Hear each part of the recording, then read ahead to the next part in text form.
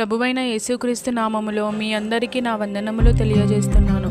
ఈరోజు దేవుడు మనతో మాట్లాడుతున్న మాట, నీవు నీరు కట్టిన తోటవలను ఎప్పుడూనూ ఉబుకుచుండు నీటి ఊటవలను ఉండవలను. యెషయా 58వ అధ్యాయం 11వ వచనం.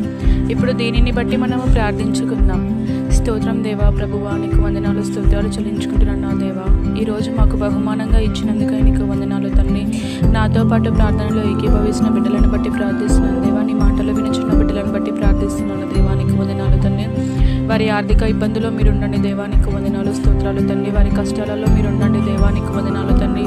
వారి రాకపోకలో మీరు ఉండండి. వారి ఆరోగ్యంలో మీరు ఉండండి దేవా. నీకు వందనాలు తండ్రి. ఎలాంటి పని అయినా దేవా నీకు వందనాలు తండ్రి. విజయంగా జరిగే కృపను అనుగ్రహించమని యేసు అతి పరిశుద్ధమైన నామములో మిక్కిలి వినయంతో అడిగి బ్రతిమలాడి వేడుకుంటున్నాము తండ్రి. ఆమేన్. మీ రోజును దేవుని మాటతోనూ ఆయన ప్రార్థనతోనూ ప్రారంభించాలి అంటే దయచేసి సబ్స్క్రైబ్ చేసుకోండి. ఆమేన్.